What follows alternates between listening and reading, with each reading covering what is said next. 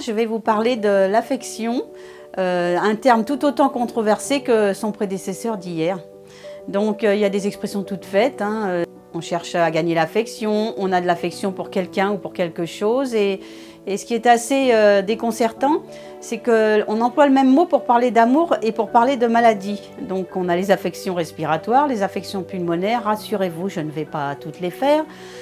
Mais du coup, on est amené à se questionner avec Éric Fotorino quand il nous demande si l'affection, c'est de l'amour qu'on s'accorde ou une maladie qui se déclare. Je trouve que ça fait particulièrement écho à mon propos du jour.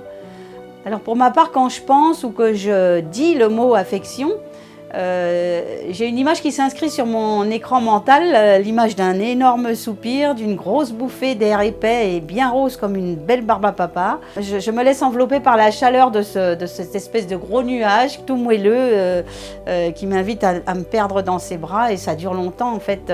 Jamais je ne perçois la maladie dans le mot affection, je ne l'utilise que dans le cadre de l'amour, de l'amitié ou de la tendresse. Les maladies, je les appelle par leur nom. Voilà, elles ont un nom, donc autant l'utiliser.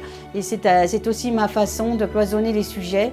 J'ai juste pas envie d'être malade d'amour. Et comme on le sait, les mots ont du sens. La vibration des mots est très importante. Et ça commence à se savoir que la pensée prend forme par les mots. Alors de grâce, soyons vigilants sur le choix de notre vocabulaire. Je vous invite maintenant à vous interroger sur votre façon de parler d'amour.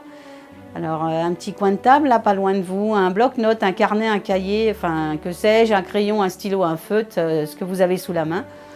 Et c'est parti, un listing de mots et d'expressions qui viennent titiller vos déclarations d'amour. Je vous garantis de jolies surprises et une belle émotion. Alors je vous laisse à vos écritures et demain je reviendrai vous parler d'amitié.